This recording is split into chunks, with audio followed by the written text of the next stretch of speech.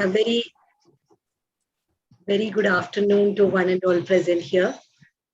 So on behalf of Learning Resource Center of our college and Internal Quality Assurance Cell, welcome you all for national webinar on research etiquettes. This webinar is a much awaited one to complete the circle of activities which we have been doing throughout the year. To know more about research publishing, bibliometrics, plagiarism, and the much awaited reference management tool, Mendeley, all research scholars and many academicians have joined us for this webinar. We are blessed to have Dr. Satish Kannamadi, librarian of Tata Institute of Social Sciences, with us as a resource person. Learnings from him has always been well cherished and well accepted by academicians all throughout the nation. Light is the universal symbol of truth, knowledge, and understanding. Let us all seek the blessings of Lord Almighty by lighting the virtual lamp. To move with the proceedings, I request Nabila Khasi to do the virtual lighting of the lamp.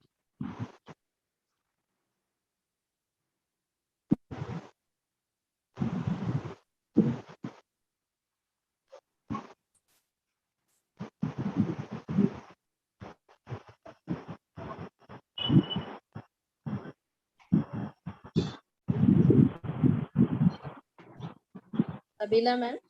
Nabila ma'am.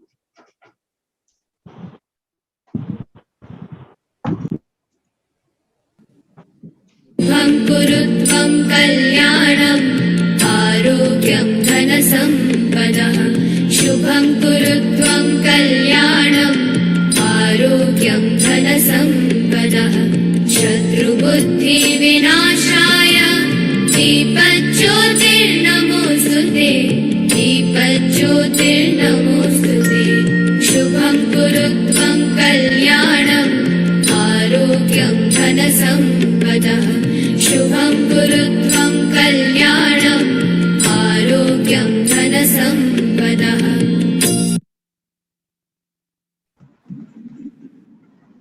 It's such a joy to see so many gathered together as one fraternity under the banner of knowledge.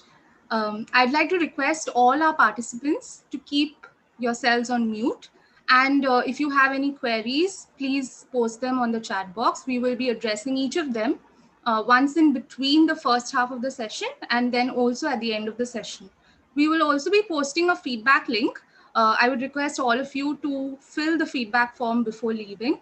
Now I would like to call upon our principal, Dr. Shetty, to address the gathering.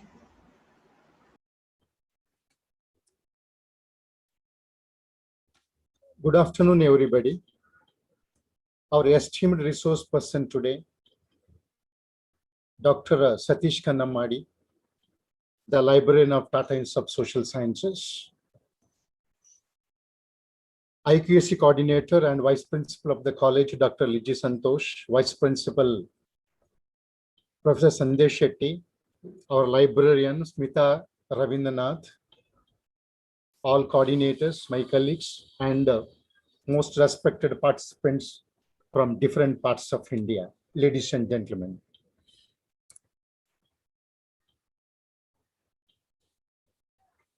From April 21 to 29th, we had organized a research methodology faculty development program. And it was a huge success in the sense that on an average for 7 days, 300 participants from 23 states participated in that. And it was not passive participation, rather, in fact, it was active participation. We can understand the quality of questions they raised at the end. In fact, this program is the offshoot of that program, in the sense that at the end of the program, many academicians, professors, librarians, they actually suggested, demanded this kind of a program. And that is bibliometrics, scholarly, and plagiarism. In the fitness of things, All these things are the part of research today. And without the knowledge of this, I think research is incomplete. We can get the doctorate degree, but since learning is a continuous process, I think in the days to come, in the years to come, we need to possess knowledge about all these things. Second part is why we have invited Dr. Satish Kannamadi. Of course, previously also, we had invited to our college as a resource person to address one of the national conference organized by our library, Learning Resource Center. Dr. Satish Kannamadi is working in Tata Institute of Social Sciences, Devnar, Chembur, Mumbai. When we say Tata Institute of Social Sciences, it is nothing but a hub of research activities only. Unless one is on their toes as far as research is concerned, it is not possible to survive there. So that's one thing. Second is, Dr. Satish Kannamadi is the most sought after resource person in India as far as some of the areas are concerned. And he is very strong in his domain area, updating and fine-tuning the knowledge. Of course, I have the liberty to say that keeps always a low profile. I remember that Narayanamurthy once told about Infosys. We don't say big things, under promise, but overdoing it, over delivery. So I think this is one kind of personal trait required for us. So two things. One is the extension of our the previous research methodology workshop, and Dr. Satish Kannamadi is the apt resource person to deliver on these areas. When we take just the glance today, I think so many academicians, research scholars, and librarians are there. As I always say, knowledge is powerful, but knowledge is more powerful when it is being shared with others. So Dr. Kannamadi is sharing the knowledge to tens of hundreds of scholars today, and that will multiply afterwards. I also take this opportunity to appreciate the IQS of my college, headed by Dr. Liji Santosh, and also the librarian, Smita Ravindranath. Even though she is down with the fever today, she is very active today. And all my colleagues, teaching and non-teaching. I extend a cordial welcome to our resource person, Dr. Satish Kannamadi. Sir, I welcome you. I also extend a warm welcome to our IQSC coordinator, Vice Principal, Dr. Liji Santosh, Professor Sandesh Shetty, all coordinators, teachers, non-teaching staff. And I take this special opportunity to welcome all the dignified participants from different parts of India. I think it would be a quite enriching session with so many takeaway values. Thank you. Thank you so much. Thank you, sir. Now I would like to call upon Vandana Garge ma'am, our library assistant, to introduce to us further our resource person, Dr. Satish Kannamadi. Over to you, ma'am.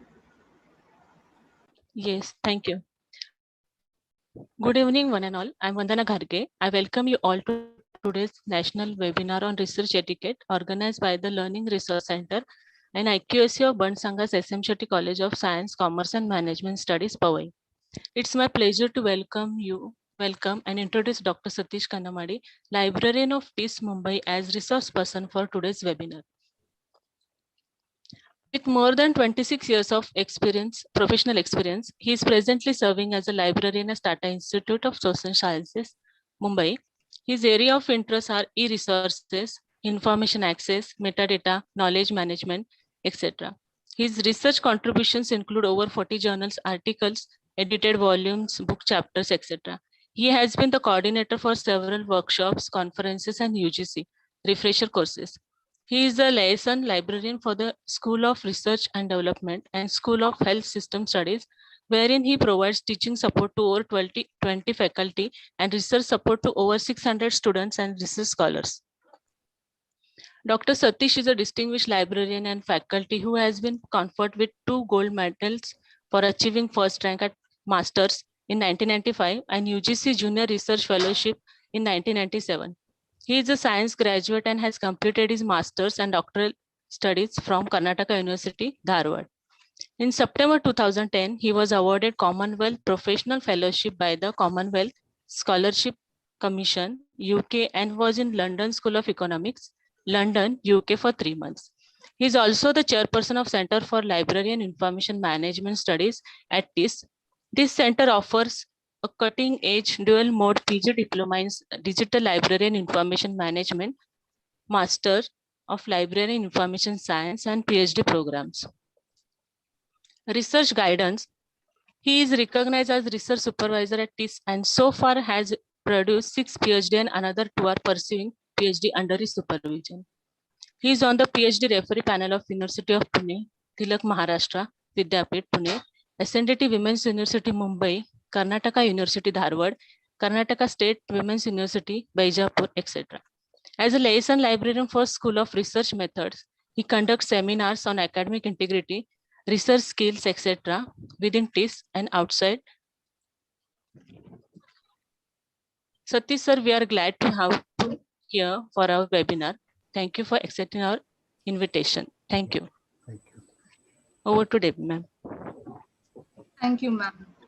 I think we're all very, very eager to hear from Dr. Satish Kanamadi. So, over to you. Okay. Thank you, Principal, and all others for the kind introduction of me. I'll try to do justice to the purpose of sharing my knowledge about research etiquette in 4 domains that I have been given. I will start with sharing my presentation.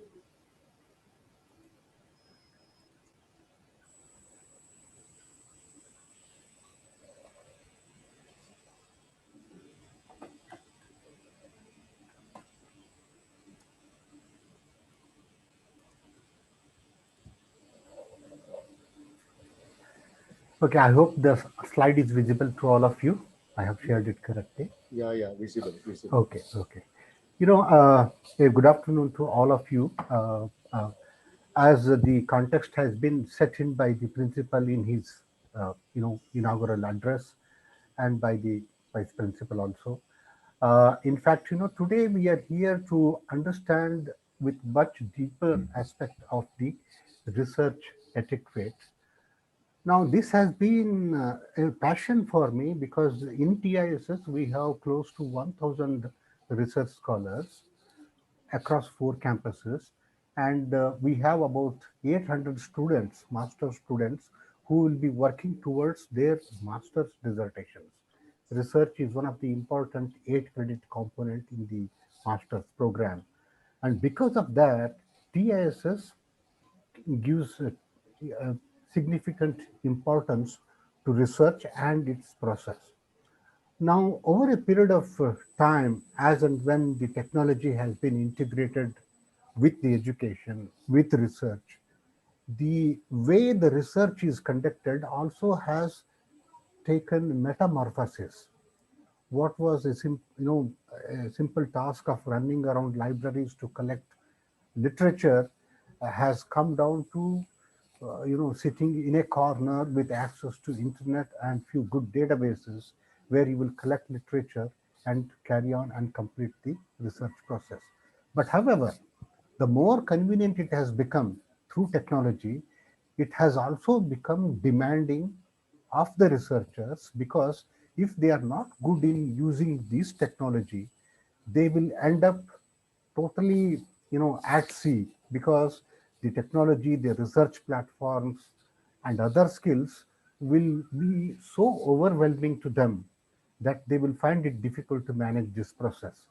And precisely at this stage, it is the role of a librarian or anybody who wants to part this knowledge with them, so that they convert this laborious, monotonous research activity into one that they really enjoy. Because whatever skills they imbibe during the research process, they will continue throughout their life, because once you are an academician, you indulge in research all through your life. Now, the outline of this session to our session would be bibliometrics and research metrics, the scholarly publishing, the plagiarism, and how to avoid and best practices. And finally, we will end up by understanding reference management using online tools like Mendeley. I would like to begin with a quote from Einstein, in the context of bibliometrics. Obviously, he did not say it in the context of bibliometrics, but I have taken it that way. It's like, not everything that counts can be counted, and not everything that can be counted counts. That means it tells you the two sides of applying quantitative techniques in trying to understand and measure and evaluate the research. you know when you stress too much on quantitative things, you miss out on the qualitative aspects. When you go for qualitative measurement, you miss out on the objectivity which can be ensured by the quantitative techniques. So this dilemma is there everywhere, and obviously it is there. In spite of being accepted, being in practice for so many decades, there are still questions being asked about, is it a right way to measure the research impact? But because no sound alternative has come to this, we still continue to believe and make use of this. Now, what is bibliometrics? If you try to understand what is biblio is relating to book or books. And metrics, as you know, are the measures of quantitative assessment commonly used for assessing, comparing, and tracking performance or production.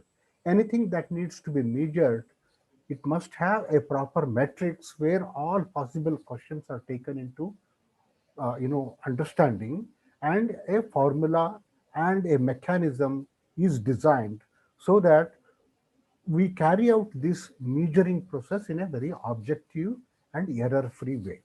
What are the examples?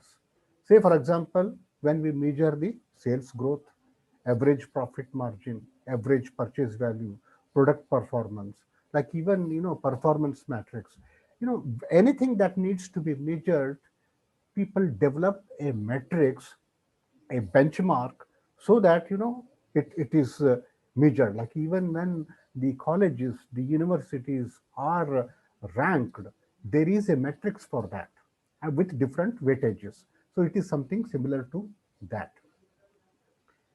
The term bibliometrics is concerned with the analysis of research based on citation counts and patterns. This is important. It is all about citation counts and patterns. It measures output and indicators of impact. First thing is, it measures the output, and then what are the indicators, how the impact can be explained, represented, measured. The simplest bibliometric is count of publications. Like, if you want to know how fruitful a teacher has been, so you simply count, how many PhDs he has produced, how many papers he has published, how many research projects he has successfully completed. So a simple count is also a method of bibliometric. More advanced bibliometrics helps you to understand the impact of your research publications within the scope of worldwide academic and research community.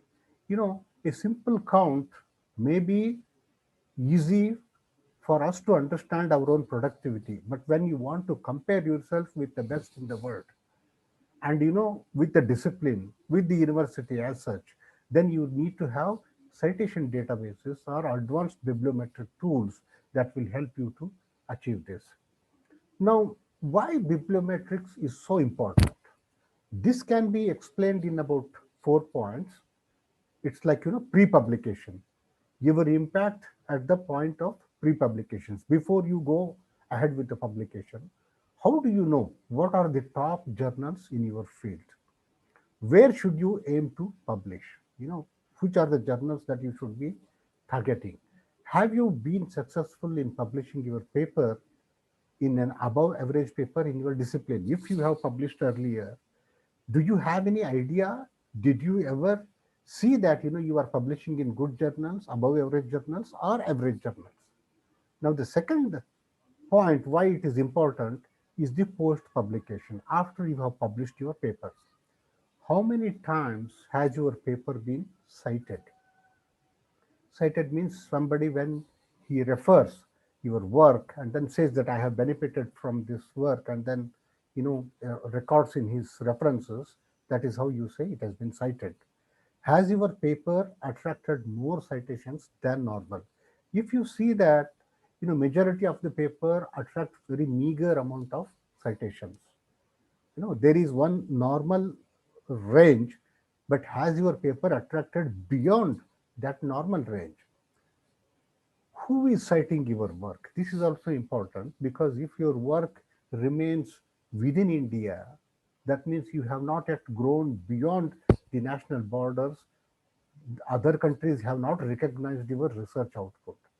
Okay, which researchers from which universities and countries?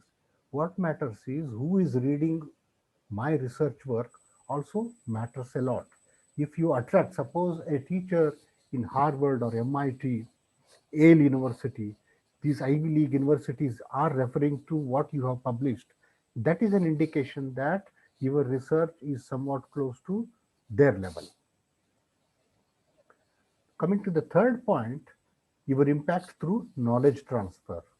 From which subject areas most of your citations are coming? It is multidisciplinary research area. You may have published a paper in economics, but then there are multiple ways. Has it been referred by computer scientists who are working on data science, or management people who are building business finance models? Are any research fields outside of your own unexpectedly interested in your work? This is important, because this is how the cross-sectional interdisciplinary research is emerging. Fourth point is your impact through collaboration. Who do you publish the most? That means with whom you carry out your research, and who do they publish with most? In turn, with whom you are keeping relationship in terms of publication and research, who are their collaborators? It's like a kind of a network where you will understand the collaborators research profile also. How international is the scope of your collaboration? Are you overlooking any potential collaboration opportunities? If an opportunity missed is very big loss to academician, because it would stunt his growth in future. Now, which are the sources? Now that we have understood what is bibliometrics and why it is important, now comes which are the sources? Where do I get to measure the research output? Where should I go? There are several research platforms, tools that are available to identify a range of bibliometric measures.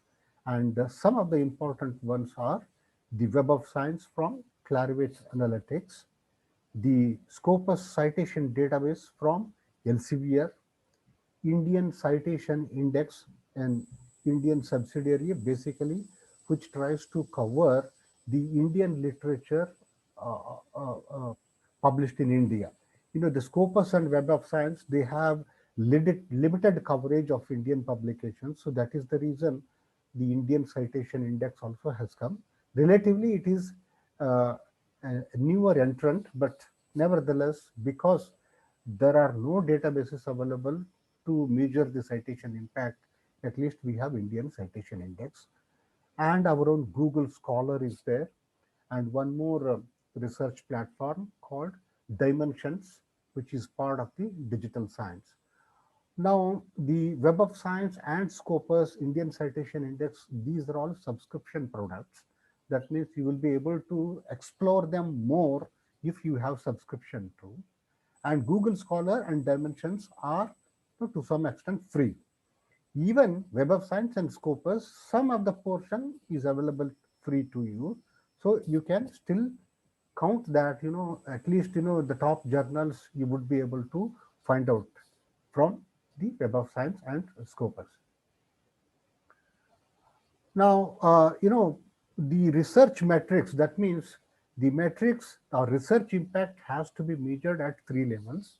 One is the journal level, the other is the author level, and third is the article level. Now, what we will do is we will try to understand these three different levels and what are the tools available to measure the research impact at this. So when we say journal level metrics, it is basically a standard to measure journal citation impact, and it is calculated using data in Scopus citation database or Web of Science database, and it is called as cite score. Cite score is basically, it helps validate citations received by the journals and helps authors to identify where to publish. So this is the first method of measuring the impact of a journal, that is called as cite score, and this is released by Scopus database. So it is basically a simple way of measuring the citation impact of journals. It is calculated using data in Scopus citation database. Scopus is a database which continuously monitors the journal publications. Like, all the journal publications data is fed into database, say close to 8,000 scientific science and around 4,000 social science journals are indexed. And then whenever anyone cites one of these articles, those citations are attributed to the particular journal. The cite score is calculated based on the number of citations to documents by a journal over 4 years, divided by the number of same document types indexed in Scopus and published in those same 4 years. If you look at the figure given here, you see that, say, for example, if we want to measure the cite score for 2019, we have to go 4 years back, 16, 17, 18, and 19. How many citations have been received by how many articles that are published in this? Say, for example, there is one Indian journal of or International Journal of Marketing. It has around 25, about, say, 100 documents are there, and then it has received some 2,000 references. So it will be 2,000 divided by 100. These documents basically are articles, reviews, conference papers, and book chapters and data papers. Other small things like editorials, they are not counted as documents. Okay, so it is calculated for a period of 4 years, so it becomes much more representative, and it is called as cite score. So the journals are ranked based on cite score, and cite score basically is an indication of how many citations the journal has been receiving. The formula also you have seen. Say, for example, this is a screen grab of Scopus preview.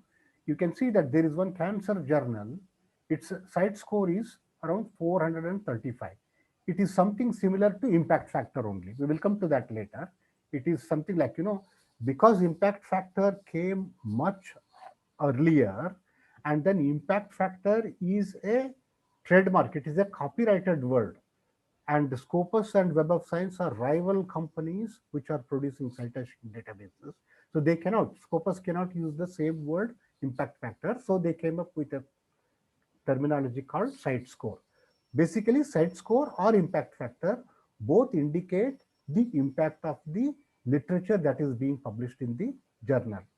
Say, for example, the total number of documents are about 109 articles, and these 109 articles over a period of 4 years, 16 to 19, have received 47,455 citations. And when you divide this by this is what you get. So site score is basically an impact factor of a journal. And there are source normalized impact per people, so, SciMago journal ranking, publisher, all these details also are available. And you will be able to get access to this even in the Scopus preview. Coming, Hello. hello. Sir, I'm sorry to disturb you. Our participants are asking if you could be a little louder. Okay, 1 second. Is it okay now? Yes, I think it's better, sir. I will. I think I have. There's some disturbance though. 1 second. Now is it okay? Yes, sir. Yes. Okay. Okay. Uh, we will come to the second tool is CWTS Journal Indicator. This is developed by Center for Science and Technology Studies, Leiden University, Netherlands. And then this also has released the journal indicators. Basically, what is the difference between site score and CWTS journal indicator is it is basically a source normalized impact per publication. Here it is calculated as the number of citations given in the present year to publications in the past 3 years divided by the total number of publications in the past 3 years. Here what happens is it basically helps you to understand the citations in the context of a particular area. Say, for example, in the medical sciences or in health sciences, the citations are too much. Every paper garners so many citations, whereas in the social sciences, it doesn't happen that way. So obviously, you cannot compare the citation impact of an economist with the citation impact of a medical professional.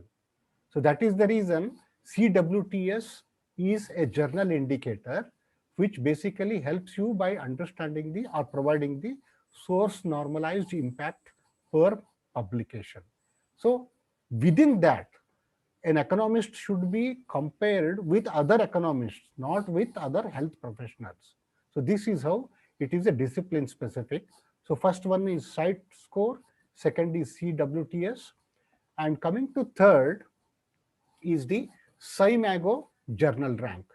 It is developed by SciMago Spain. The bibliometric data is sourced from Scopus, weighted by the prestige of a journal. Here the ranking of a journal happens based on some other qualitative parameters also, not only just citation counts, but the standing of the journal also is looked into. Fourth type is insights. Basically, it is a journal citation reports from Web of Science. Again, this Web of Science is a subscription-based database. Not everybody would have access to it. But what happens is Web of Science also provides you access to some part of it, like the master journal list, where you will be able to find out the impact factor for the last year. The previous years, old, at least 1 year old, you will get. So this covers around 9,370 science and about 3,486 social science journals. There is expert curation and quality control, and the impact factor is calculated with this formula. It is calculated for 2 years also and for 5 years also, and we have an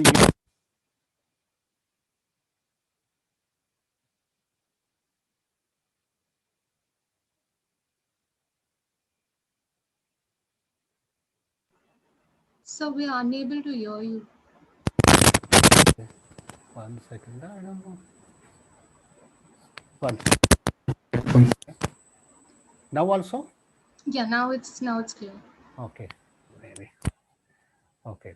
So this is the, please alert me, because I do not know how things go wrong. Sure, sir, sure. Please Yeah. do alert me. Okay. The journal impact factor is calculated in this way, that for year 2010, suppose if you are looking for the total number of citations received in the year 2010 by the articles published in the previous 2 years, and the total number of citable items. It is basically a comparison of how many articles were published and how many citations these articles received. It is a simple formula to that extent. And this journal citation reports also provides you with one hygiene factor score. Basically, it goes a step ahead. Suppose you are publishing in Journal of Marketing by American Marketing Association, but then which are all the other journals which are citing this? Whatever citations you have received for an article published in Journal of Marketing, if those citations are coming from heavyweight journals, then the weightage to you goes up. It's like, if an editorial published in New York Times and an editorial published in some, obscure paper, there is a lot of difference. Weightage is given to the reputed newspapers. In the same way, hygiene factor also uses the same one. And the article influence score determines the average influence of a journal's articles over the first 5 years after publications.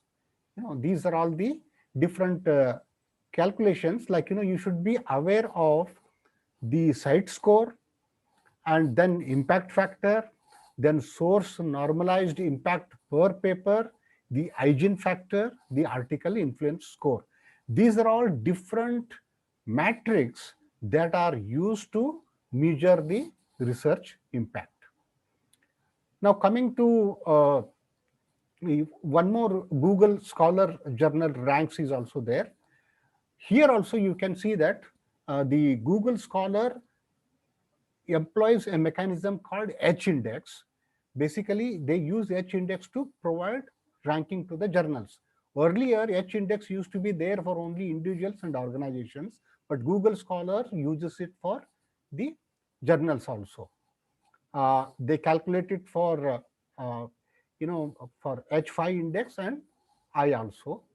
There are, I think I will just show you some of the, 1 second.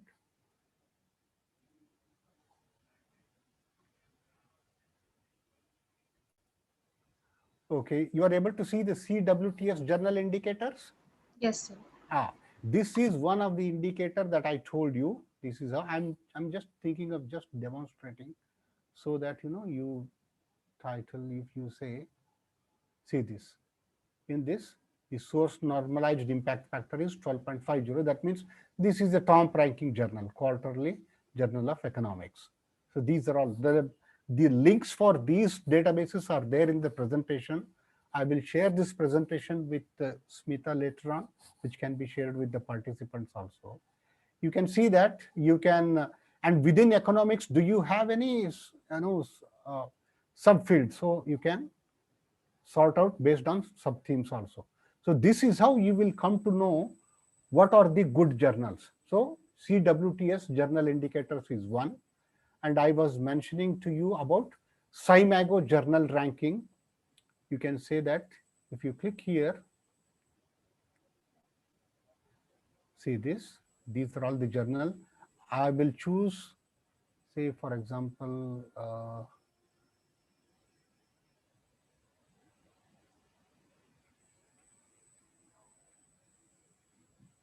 okay, again the same thing.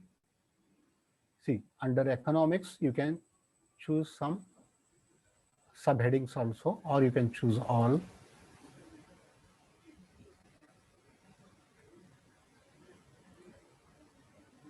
You can see that this is the top ranking journal with so much, SGR, H index, you see this, total docs, total sites, like that.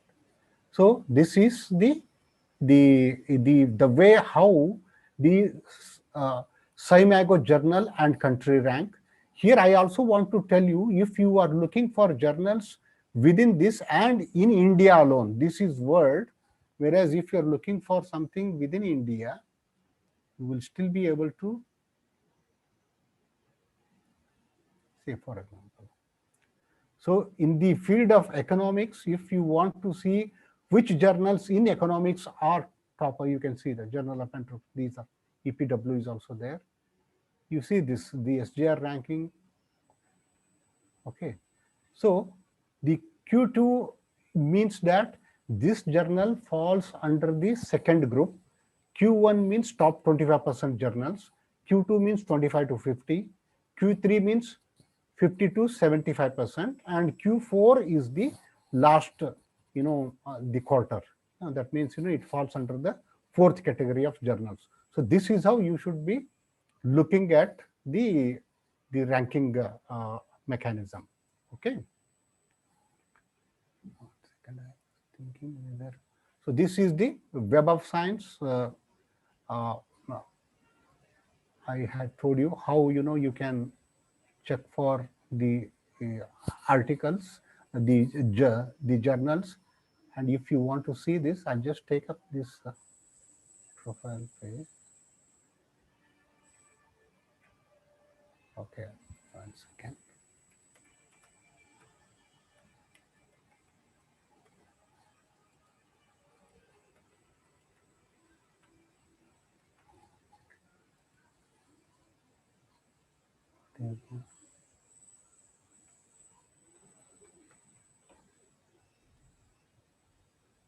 Okay, we will go from, there is another way to go there.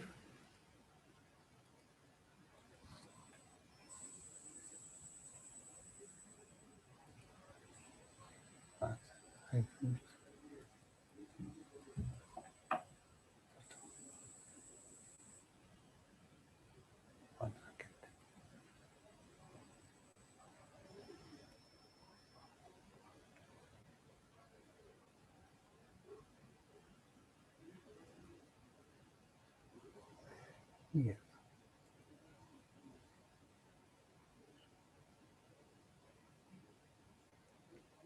Here, this is the Web of Science, where this is also free. Up to this level, you can check, and you can definitely get to know the journal rankings.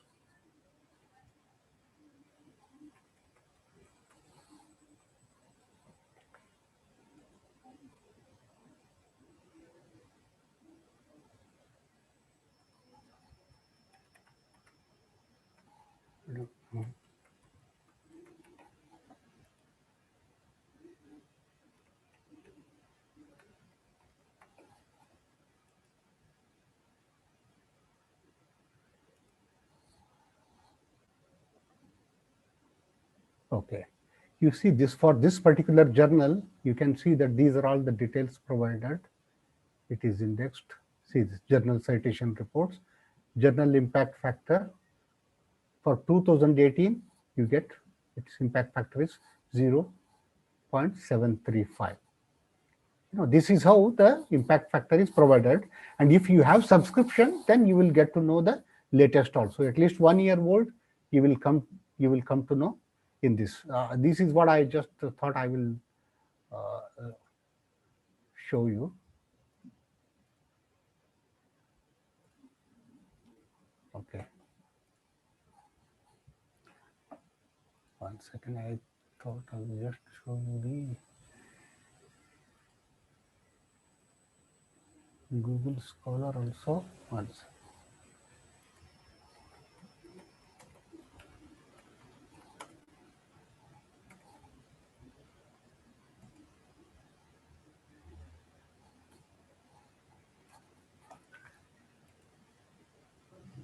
When you go to Google Scholar, you will come to know, see this publications, you can definitely categories, business, economics, and management.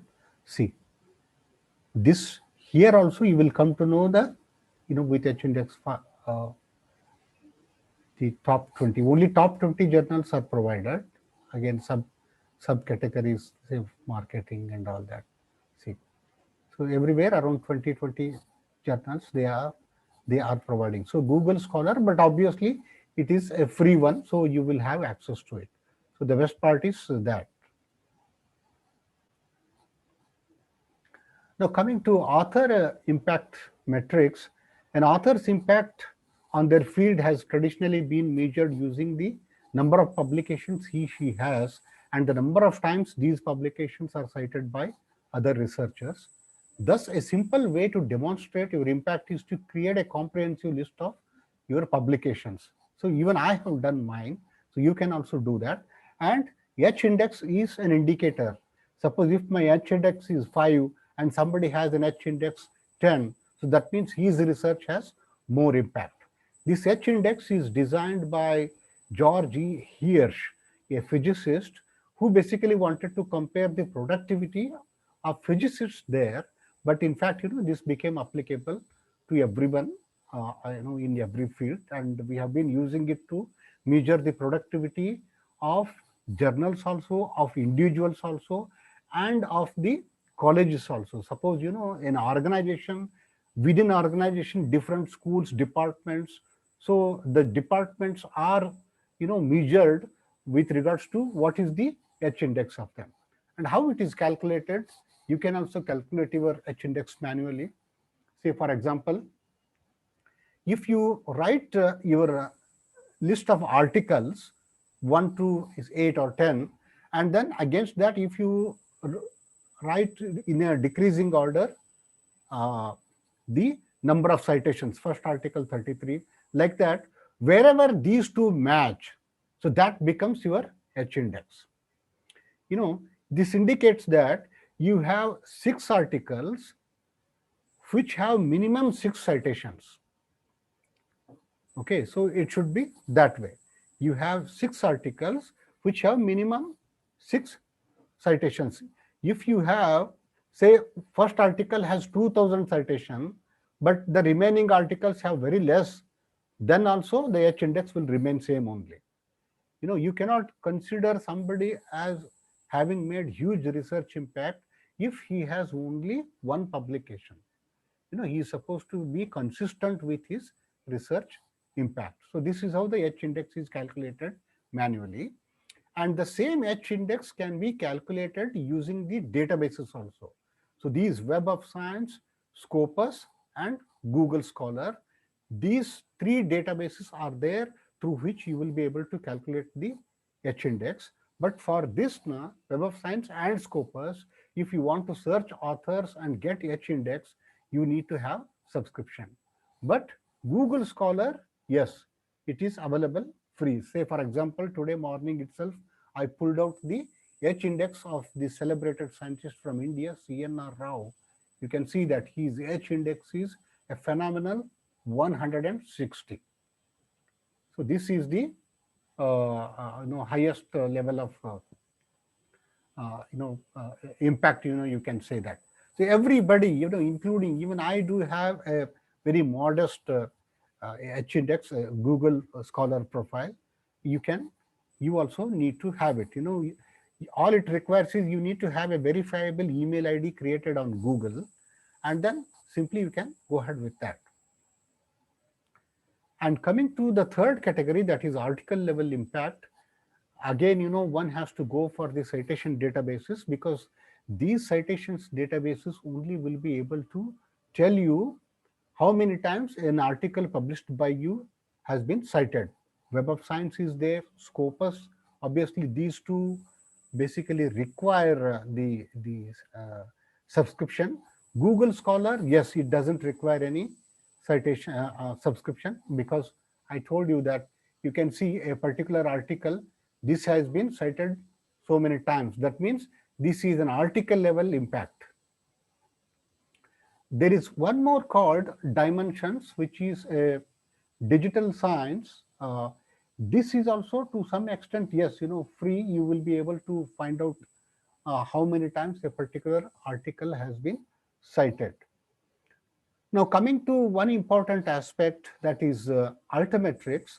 Altimetrics is the creation and study of new metrics based on social web for analyzing and informing scholarship.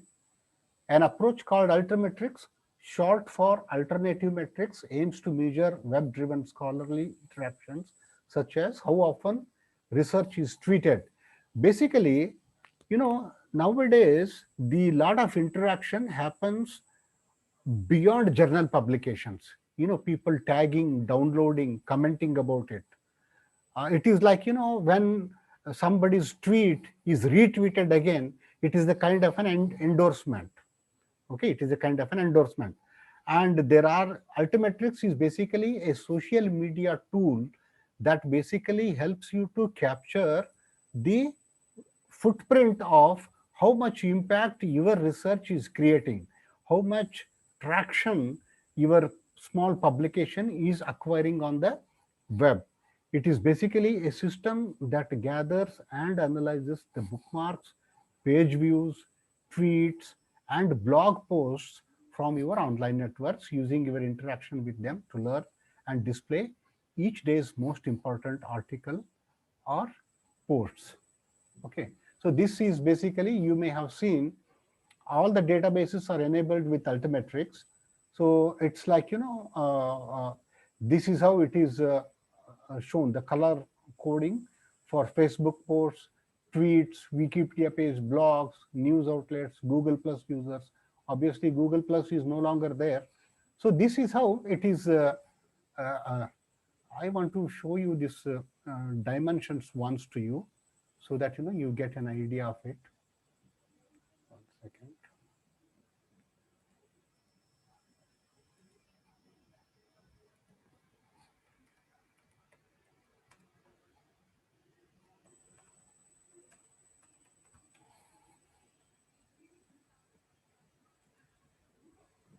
So when you come here, see this.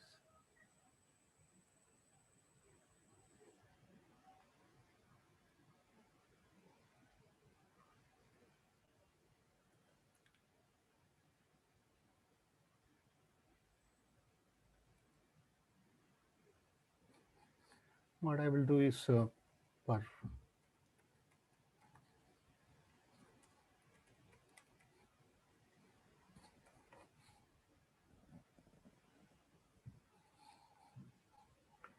see this, I have searched on this.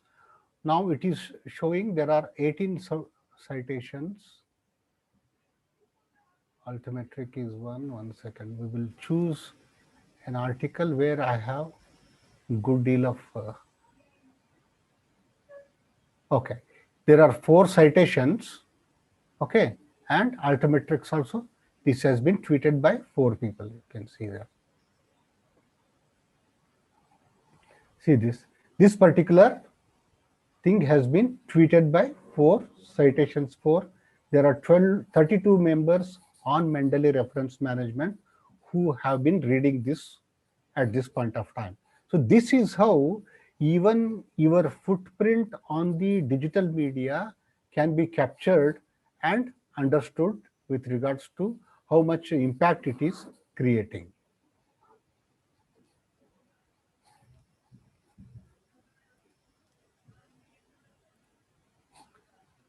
Okay, now quickly coming to scholarly publishing, why do we publish? We publish with a view to career progression and personal development, subject development. We want to develop our subject, recognition for esteem and to receive internal and external recognition, contribute to university, college reputation. And if you look at some facts, approximately 225,000 researchers join the research community each year, and nearly 45% articles are written to authors without even reaching editor. Of the 55% that reach the editor-in-chief, between 30 to 50 of all research papers end up as desk reject. There was a presentation by Emerald resource person on how to publish impactful research, and these figures I have taken from her presentation. That they don't even reach the peer review stage. The most of the articles, they don't even reach the peer review stage. And how long does publishing process takes? Desk review about 2 weeks, and then once it is found to be suitable, it is sent to reviewers seeking their consent, and it is put under review another 2 months. Editors also will assess. Ideal time from submission to review feedback is about 3 to 4 months. Once accepted, paper should ideally be published within 3 months, but these are normal conditions. There could be delays also. And what are the reasons for rejection? Disregard for author guidelines, not fitting in journal scope, quality issues, lack of strong objectives, lack of innovation, cannot add anything new to the knowledge. How to identify the right journal for you? The readership must be relevant, journal reach, likelihood of acceptance, publication timeline, and quality of journal. Now, how to identify the right journal? How do you measure the quality? Impact factor, you need to check with Web of Science. Site score, Scopus.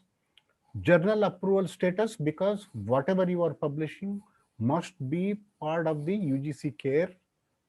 And then H index, number of citations received, peer perception, and editorial board.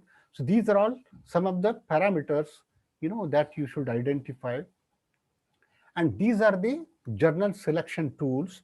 Say, for example, journal guide is a free tool for you to at least get to know which are all the journals available in economics in my field.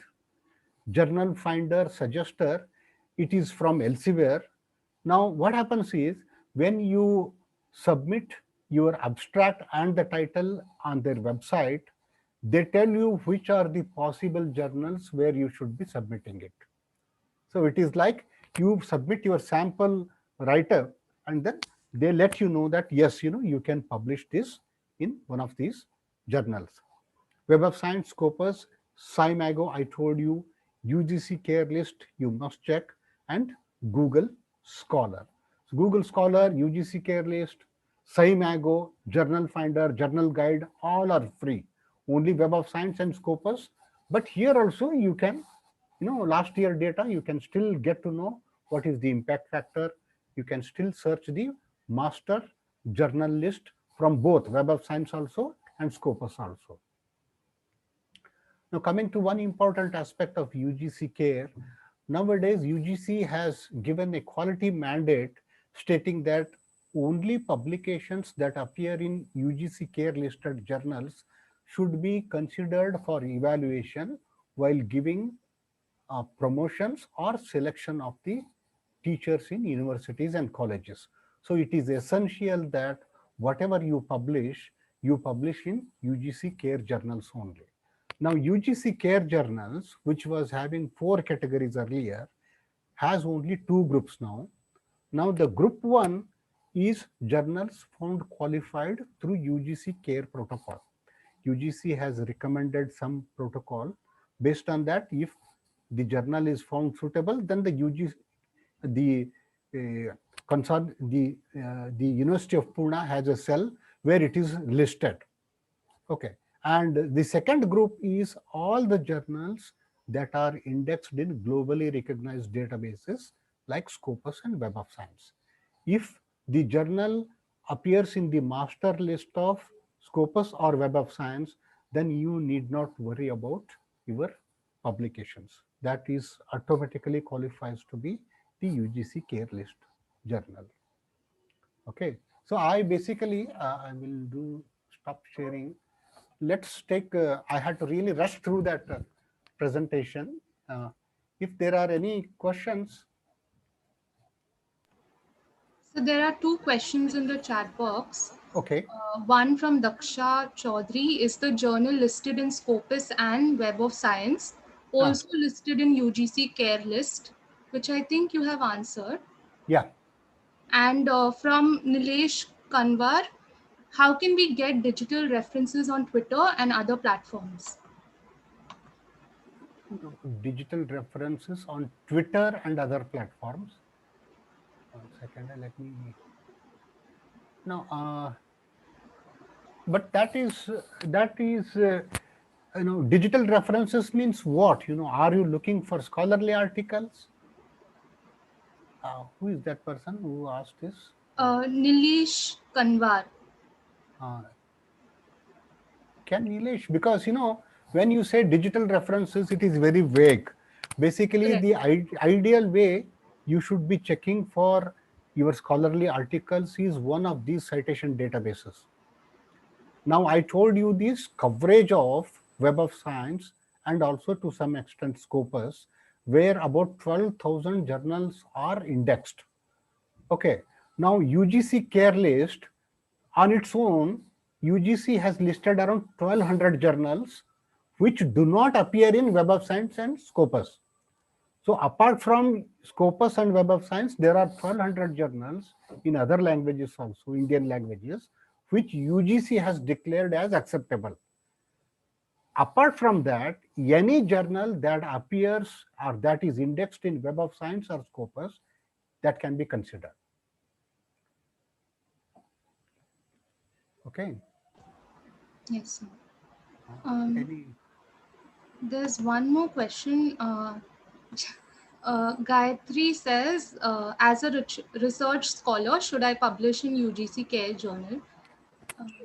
It's you a must you must what happens is you aim for the journals that are indexed in Scopus and Web of Science. Say for example, even if you wish to pursue higher studies elsewhere, you wish to apply for scholarships, you wish to apply for fellowships, what all they ask is they ask your listed publications, and they will collect your researcher ID. Through that they will extract. Now if I give my PAN card number to any credit card agency, they will have complete access to what is my credit rating, is it not? They know what is my financial health. In the same way, the, the recruitment people or fellowship funding agencies, they would ask for a researcher ID, which you will get after you sign up with Web of Science or Scopus or other ORCID IDs. That ID will help people retrieve all your publications, its impact, everything. So always aim for publishing in Scopus or Web of Science indexed journals, because UGC care journals, those might go out after some time if they find some malpractice in that. Whereas as long as the journal garners good citations, they continue to be on the citation databases. So it is always better you aim for publishing the Web of Science or Scopus database publications. Thank you, sir. So there's one more question by Deepa Sharma. In library and information science, which journals are in Scopus and which in Web of Science? Do you suggest any, sir? There are plenty of journals, 2022 journals are there. What I will, I will, one second. If you go to UGC care list website, one second, I think I would rather show it to you quickly so that.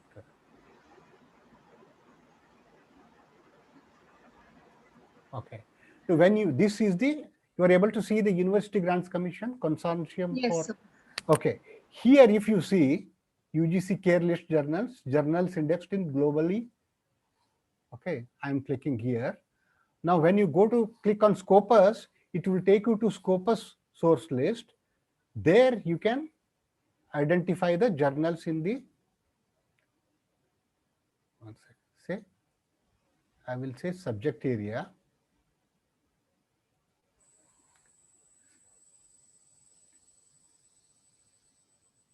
One second.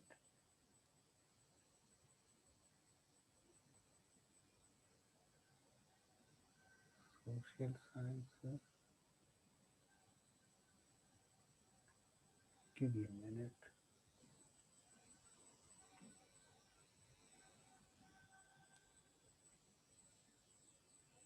Social sciences, you see here, I have identified. See this. These are all the journals in the subject of social library and information science, which are indexed. This is the highest And you can find out some Indian journals also. There will be the center. Okay, there will be. There are about more than 299 journals which are available in Scopus for library and information science. So this is how you should be. And the Scopus sources are available for everybody. Only thing is you have to go from this. You have to log into UGC Care. You have to log in first, and then use one of these links. One of these links to go to the. I hope I answered that. Yes, sir. Charushila Patil has asked, do we have any citation or references for our scholarly PowerPoint presentation shared on digital platform? Citation, you can, because what happens is it will be based on who has delivered it, what was the event, and then when it was. These APA citation formats, they do give how it should be cited. All the citations, you will be basically referring it to an event. You will be referring it to an event. So whether you are using Chicago Manual of Style or APA or this, so different formats are there.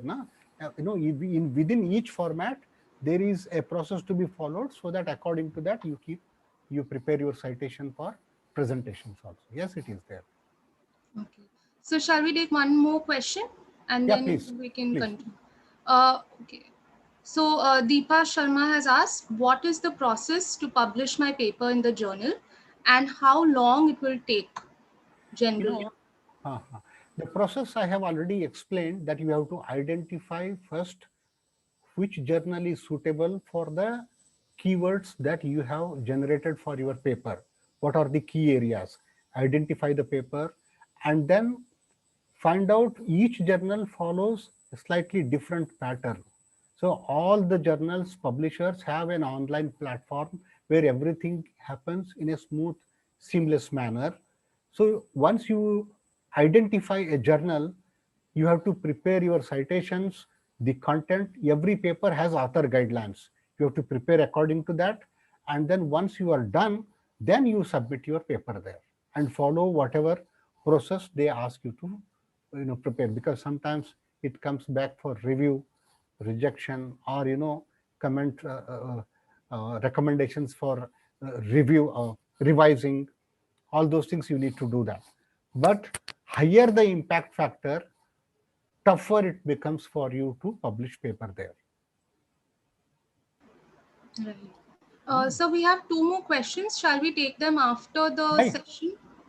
No, we quickly we can finish. Do you want break, or I don't have any issues. I can continue because another second part is also there. I can continue. Let us take those two questions. Yeah. Okay. Roshni Udwani says, apart from journal and articles, if I want to search for thesis, how should I do that? Thesis, for Indian thesis, Indian university thesis, there is one show the Ganga is there. So on InflibNet, where we all submit our PhD dissertations there. So you can go there, and then you will get access to all subject-wise, keyword-wise, university-wise. So you can sort out and then download the full thesis. And because of open access policy, now even in all European and US universities, unless it is a scientific thesis, they are putting all the dissertations in open access now. So you should be able to access dissertations. Now it is much more easy to get. Lavanya Natrajan has asked, is there any journal available free of cost? There are plenty. When I showed you 299 journals in Scopus, there are several journals within that which are open access. There are several journals.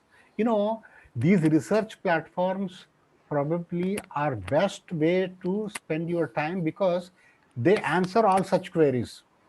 You just need to spend about 6 to 8 hours on one research platform so that you have complete idea. They help you to limit your search to only open access journals, only journals published in a specific country, only on so and so, the literature between a particular period of. So all those questions, these research platforms are meant for that. All these research, Web of Science, Scopus, Dimensions, Google Scholar, CWDS, all those things, you please spend time on that. Yes. Okay. Yes, so I think that's about it for now. Okay. Participants, if we have any more questions, we can take them later. Later, correct. I think, let's quickly run through because we, uh, okay.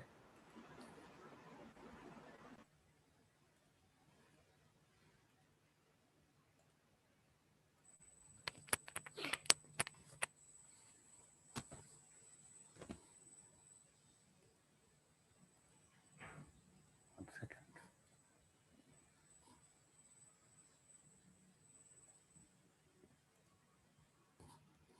Okay, I think on your screen we have plagiarism, which is our next topic.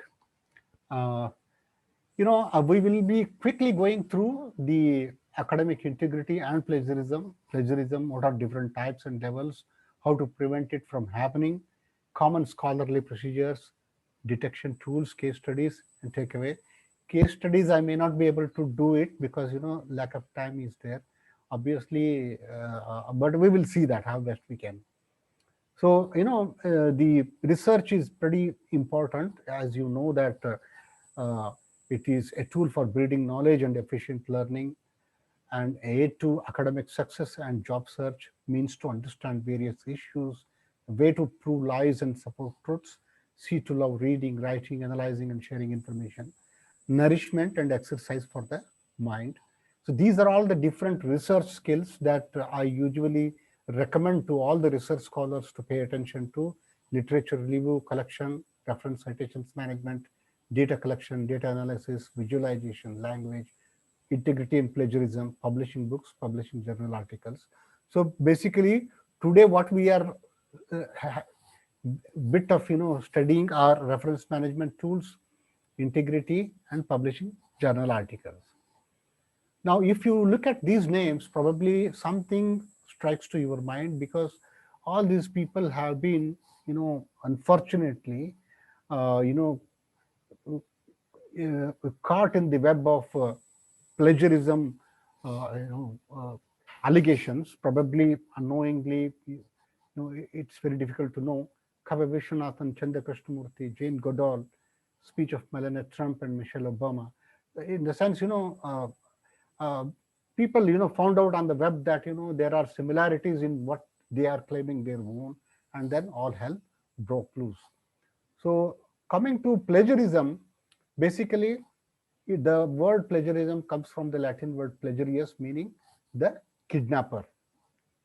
It occurs when a student scholar, with intent to deceive or with disregard for proper scholarly procedures, presents any information, idea, or phrasing of another as if they were his/her own, and does not give appropriate credit to the original source. This is what, this is an dishonesty or academic integrity, against academic integrity.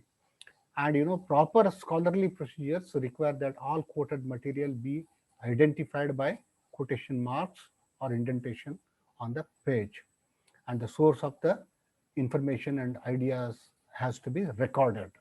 And it is the responsibility of the students and scholars to follow these best practices. Now it's very easy to plagiarize because nowadays you have access to internet, simply copy paste, but it is also easy to catch. Now there are different reasons for plagiarizing. People are always hard pressed for time. They want promotions, they want to get published, they want pass exams. So there are different, for every wrongdoing, there is a justification. So there is one for plagiarism also. There are two types. One is intentional that is committed with an intent to deceive. The other one is the unintentional. Intentional is basically letting someone else write part or all chapter for you, paying someone else to write part or all the chapter paper for you, submitting as your own someone else's unpublished work. You know, the work is done by group, but then you have submitted as if it is your own. Now, these are all intentional. You know that you are doing it, but you still do it. Unintentional means, you know, you are poor with your academic skills, citing poorly, quoting poorly, paraphrasing poorly. So all these things lead to an understanding that you have not taken enough care to attribute the source to the original genuine people. You know, the Turnitin, which is basically an important uh, tool for detection of plagiarism, it conducted a survey of about 900 instructors and then came out with different types. Say, for example, the first one is clone, which indicates that simply submitting another's work word by word as one's own. Second is control C, they call it, contains significant portions of text from a single source without alterations. You can see that all the colored text has come from the original. Third one is find and replace. You copy paste and then, you know, replace something here and there.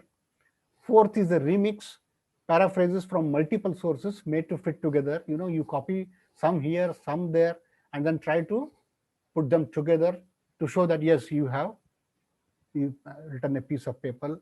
Recycle, you know, borrows generously from the writer's previous work without citation.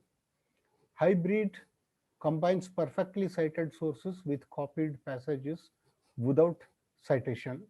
And seventh is the mashup, mixes copied material from multiple sources. You know, mashup is a social media word.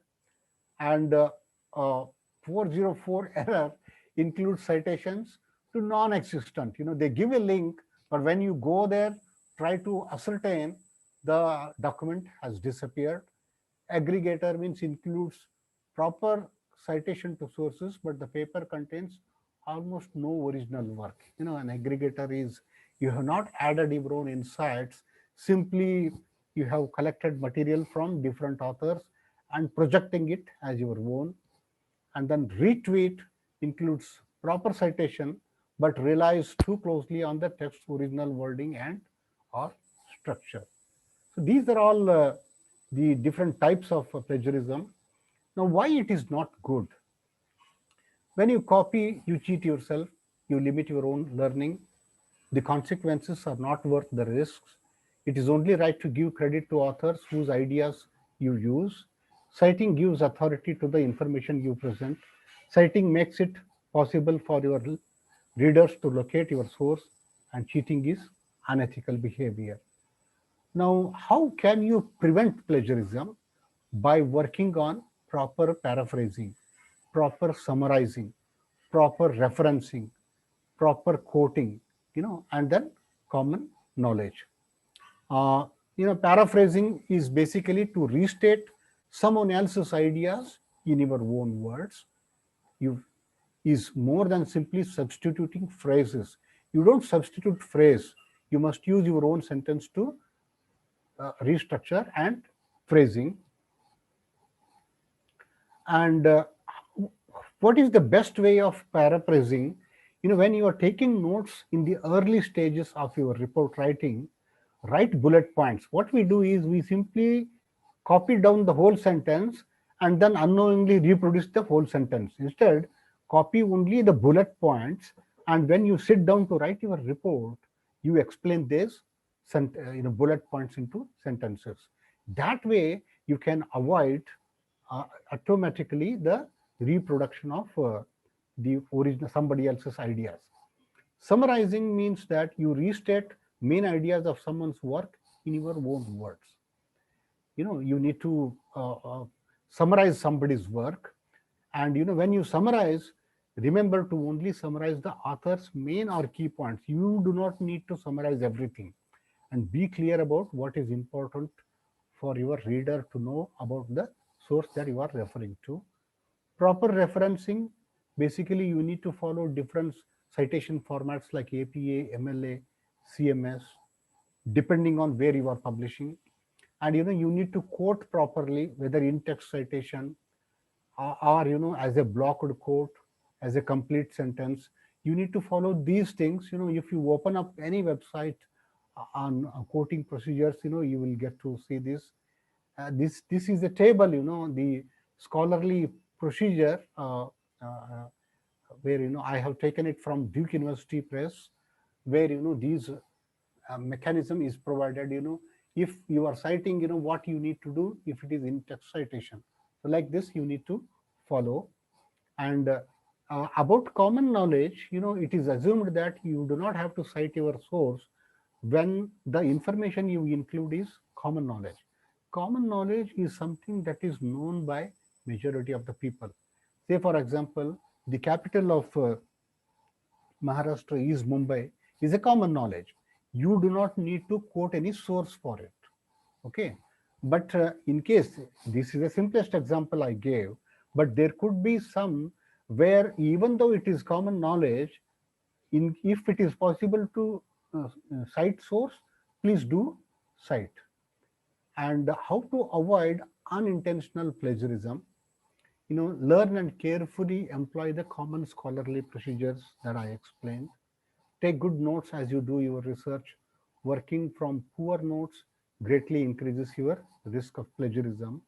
And ensure paraphrased comment or summary is in your own words by reread the original passages, set the original aside, write your paraphrase, jot down few words, check your rendition with the original to ensure that your version accurately expresses all the essential information but is different. Use quotation marks to identify any unique term. Record the source on your note card. Say, for example, you can, one of the best practice from Indian University Guide is when you have your, chapter, you need to ask you a simple question: are these my words? If yes, then you go ahead and ask my idea. If no, then paraphrase it. When you ask my words, if the answer is no, then these are not your words, then please provide a direct quote. If it is yes, then block quote and then cite them with the proper mechanism. How to avoid intentional plagiarism? Basically, this is a value system for any researcher. You need to manage your time carefully. If you are not hard pressed for time, obviously you will not resort to unethical practices. Work on it, make slowly progresses every day so that, you don't wait until the last date and then, overnight you try to scramble something and end up copying and getting caught. Now there are detection tools, different detection tools are there. Turnitin is one major tool. Urkund is another tool. These two tools are being used for detection of plagiarism. Basically, these tools tell you that, from where the copied content has come. And, if you rework on that, you can bring down the similarity index. Now, as per the UGC regulations, the acceptable level of similarity is around 10%. So this is how a Turnitin report will look like. If you have access to a Turnitin software, you will come to know. So it is telling that 72% is the similarity. This is the copied content. And then it is telling all the sources, 21% from one source, 15 from another, 5 from another. Like that, it is showing. Okay. I will quickly show you the case studies that I was say, for example, this is one of the article written by a person, a dummy article. It looks pretty good here. Okay. And, he has given at his level, the author, Wikipedia, he shouldn't be quoting, but he has quoted. And now he wants to publish it. So when we submitted this to turn it in, this is what it turned out to be. Say, for example, see the same article, whatever text that appears in color is basically has similarity with something else. You see that the red color is very prominent. When we come down, it shows that 76% of this article has come from different sources. The Wire 13%, Wikipedia. You see that, the color, the green color is there now 5%. So when you look here, see this, the green color is 5. You see, these things have come from that fifth source. So like this, the softwares will catch people if they resort to, and what they are supposed to do is work on this. Wherever colored content is there, either he has to remove this content or paraphrase this, summarize it in a different way, so that the similarity for the original and your paper is not there. So this is how it should be managed. I explained only one case because we need to cover this also. We will just, should we take this last component, Mendeley?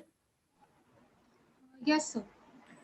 So we will take the questions for both at the end, for Yes. plagiarism also, for Mendeley also. Okay. Now this is one important tool, because the most dreaded part of being a researcher is trying to manage the references. Say during the course of 2-3 years of your research, you collect somewhere around 500 to 600 references. And when you really want to identify and cite one, you don't find full details of that. So you go mad, and if you don't cite, it becomes a case of plagiarism. You want to cite, but you have incomplete details. So in order to convert you into a smart researcher, there are digital reference management tools are available. And Mendeley is one such freely available reference manager and academic social network with web-based desktop and mobile versions. Now you can sync your library of papers between different versions. You can have Mendeley on your desktop also, that is on your office computer, on your laptop, and on your mobile also. You can seamlessly work across these devices, and then all of them will be synced together. Now, how to get started?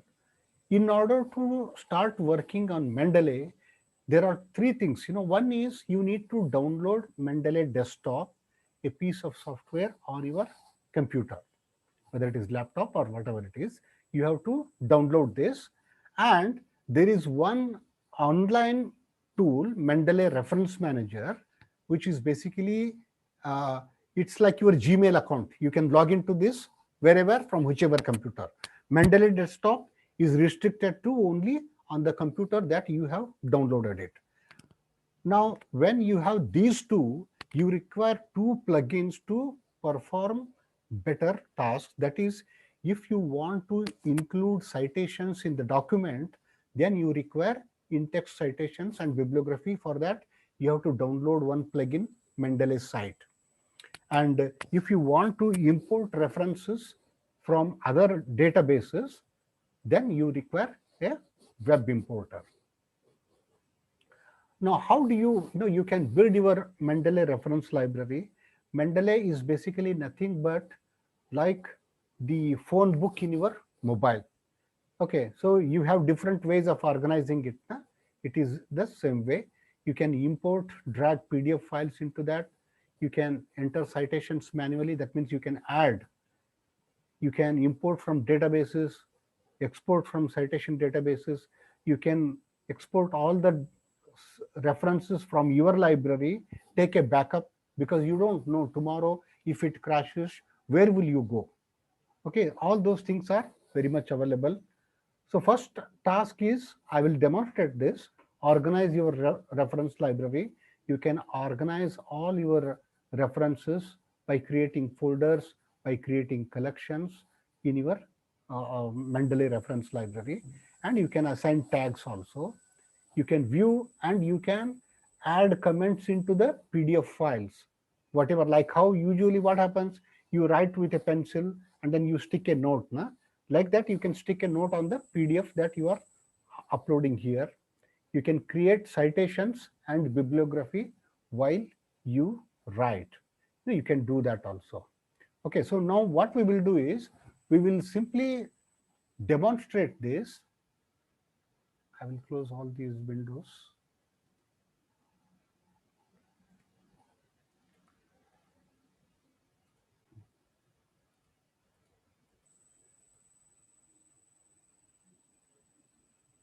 Oh,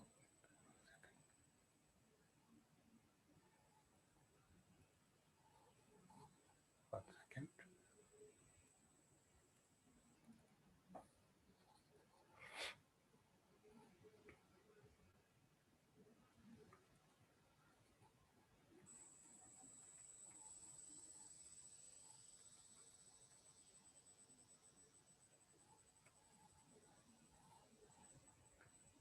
You are seeing the Mendeley. Okay, I would.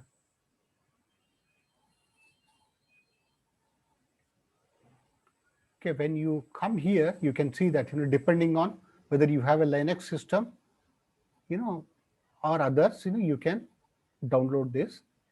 You can for Windows also, Macintosh also.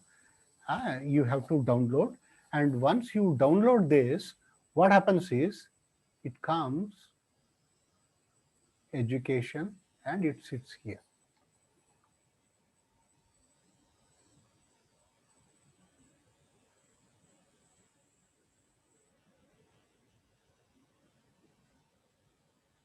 See this. So this is my Mendeley library. Okay. Now what I have done is I have just for demonstrating to you, I have already added a few references.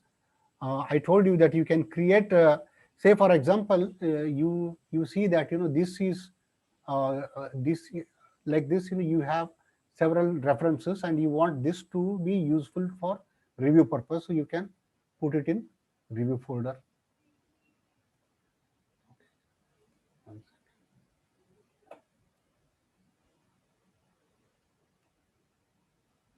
See this, it has come here. So like this, you can drag and drop, and you can say, for example, I will now, I have downloaded a couple of articles. I will remove some, 1 second. Very few I have kept. Now, if you look at this,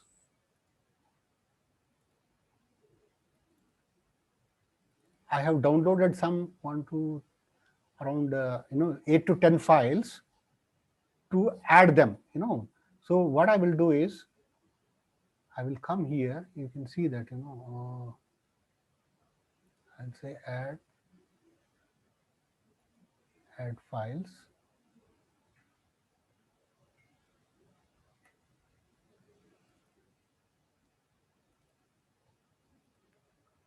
Okay, so I will simply say yes. You see, all of them are getting added to my library. Now whichever files you have downloaded from citation databases, without anything, you can add them to the library. This is how you build your library. Okay, what happens is you can keep on adding the references to this. So now in case if you wish to, say for example, you can add notes also for this hunter. You can useful for analysis chapter.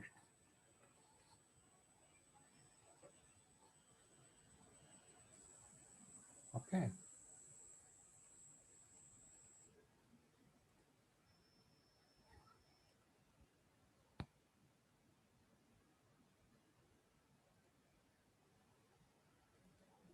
Okay, here I have written, no?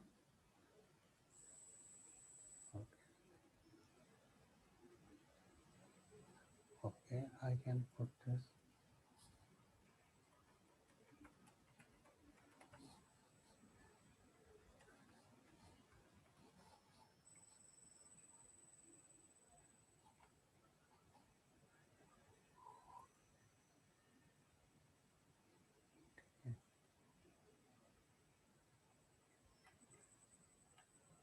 Come to my library. Okay, so you can add, you can simply export references, add reference to this. Now if you wish to know how do I add these citations into my uh, write up, 1 second. For that I just need to,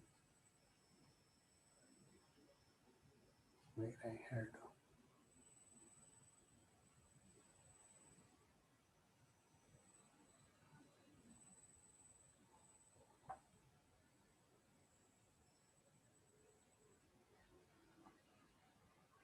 one second.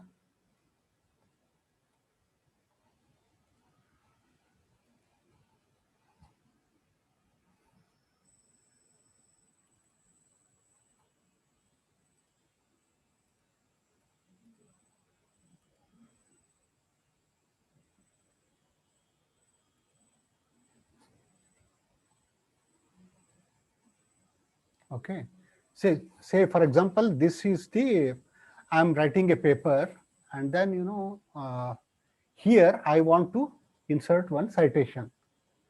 See this, and see here,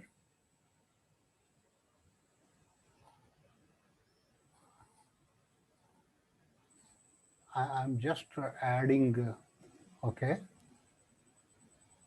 okay. See this thing came now, it was not there earlier. Got it? So now I will come here also. I will put one more. I'm just telling you how we can insert.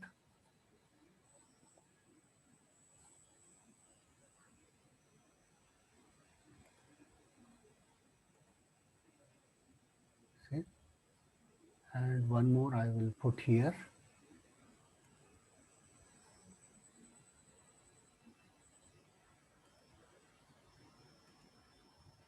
See this, 1, 2, 3, 3 references I have added, and usually what happens is you prepare, you include the references at the end. Na? I will show you how it makes your job easy. Here what I will do is, I will say insert bibliography. See this, length, chunk, whereas all these, they have come. All the references inserting, and you can choose the citation style also. What sort of, whether you want medical association, APA, or Chicago Manual of Style you want, Harvard reference you want, Vancouver, so many, I think, 15, 16 formats are there. So, many more you can add also. So this is how, you just want to, you change that, you choose a different format, and then according to that, it gets added here. So this is, where was that document? You saw that. This is how it is useful for you to add. What I showed you in Mendeley is how you can simply add files, add folders, okay, and then how you can organize this by moving these things here and there. That means you can create, you can put all the articles that you are reviewing here under review, finding. Like this, you can do that. Okay. And one more I was telling you, there is something called, how you should go ahead with this. Here, one is desktop edition, I told you. Other one is the online edition, like this.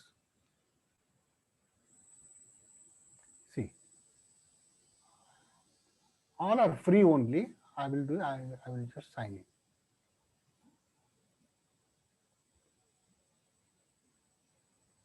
See, when I click on,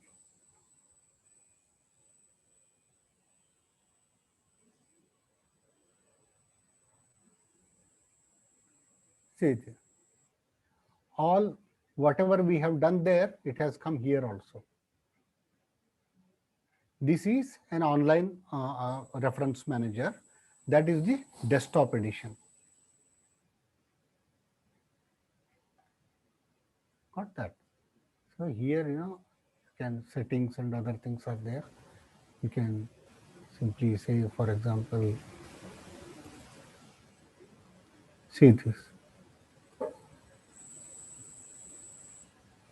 What was that where we wrote now?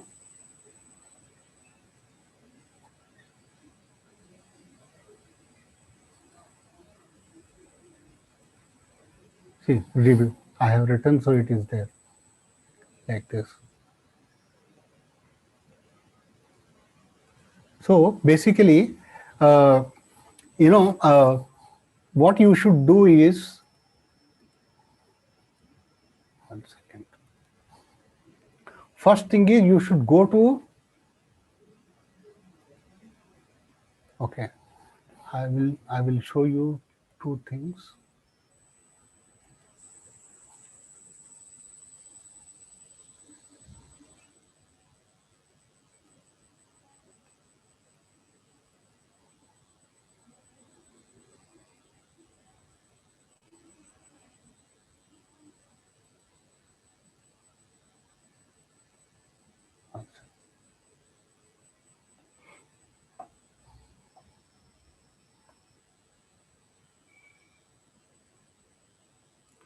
For that, you need to use Chrome browser. Huh?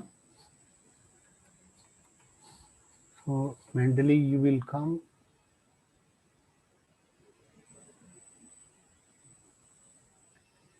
You will use the Mendeley desktop. When you use a Mendeley desktop, it sits on your, desktop, and then you will be able to have all the purposes, in-text citation and all. Second is the reference manager, and when you come here, there are two things I need to tell you. See this citation plugin. This plugin you have to download because this will help you to insert citations into your write-up. You can insert citations only if you have this. When you download this, only then these things will appear on your toolbar.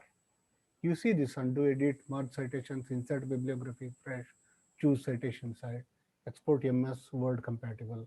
You see that all these things will start appearing on your toolbar only when you download this citation plugin.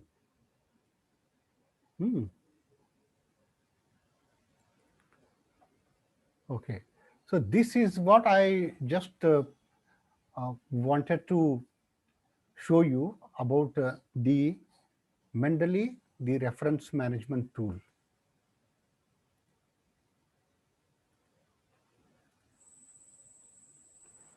Thank you so much, sir. There's one question by Milan Bhuva. If we conduct a plagiarism check, do the necessary changes and conduct the recheck, does our original work get loaded on the database? What happens is there are your plagiarism software administrator will have certain controls. Say, for example, because we know that people will be doing resubmissions, we disable this. Otherwise, if it is submitted once, it becomes part of the archive forever. So next time you submit, it will start showing 100% plagiarism because it is showing similarity to your own work. Okay, so the plagiarism software also is basically a tool for people to identify.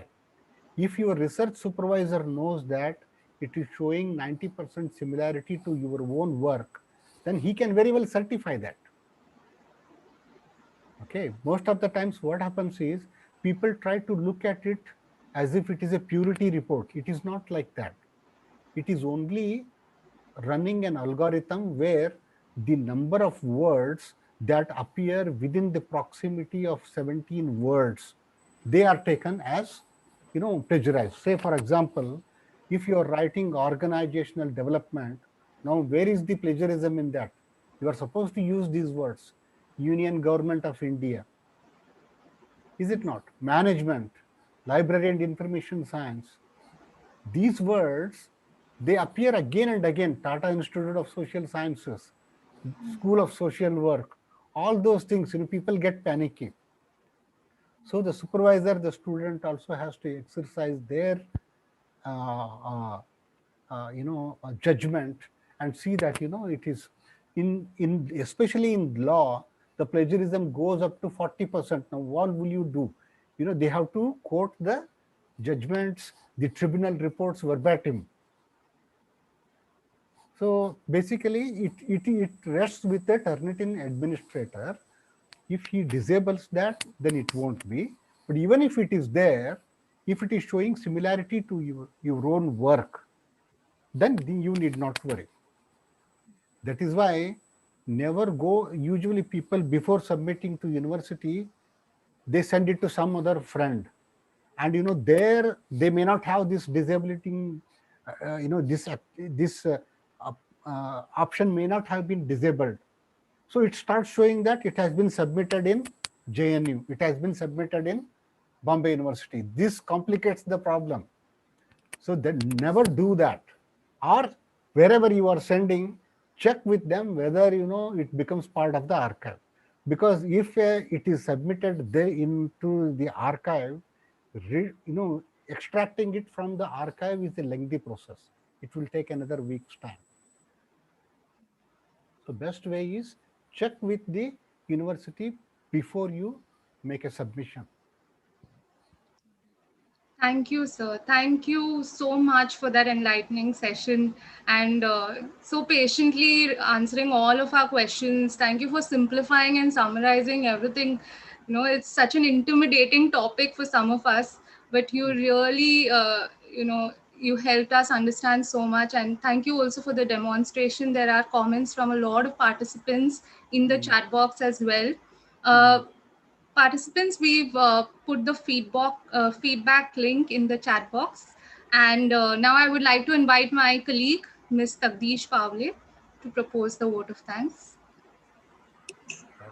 Good evening, everyone. Ma'am, am I audible? Yes. Okay. Good evening, everyone. So myself is Pavle Tagdish, Assistant Professor from Mathematics Department. I'm here to present before you my vote of thanks for today's webinar. To begin with, firstly, with our guest speaker, Dr. Shetty sir, for enlightening us with his knowledge. Today's webinar was full of information. It was like it gave depth insight to the topic. So it was really very informative. Like we youngsters are very much into this research, and it really will help us in future to find out the proper journal and to publish it properly. So thank you so much for making it simple, easy, yet very informative. Best part was it was explained it in a very easy way, sir. So on behalf of everyone present here, I express my sincere gratitude towards you. Thank you so much, sir. Secondly, I would like to also thank our management, our principal, Dr. Sridhara Shetty, sir, for giving us the permission to organize this such a wonderful session. Then our vice principals, Dr. Liji Santosh and Professor Sandesha Shetty, for always being there for helping when and as and when needed. So thank you both of you. Following them is our librarian, Smita ma'am, and her team, including Vandana ma'am and Debbie ma'am, for making this event a great success, for being putting so much efforts for making this a grand success.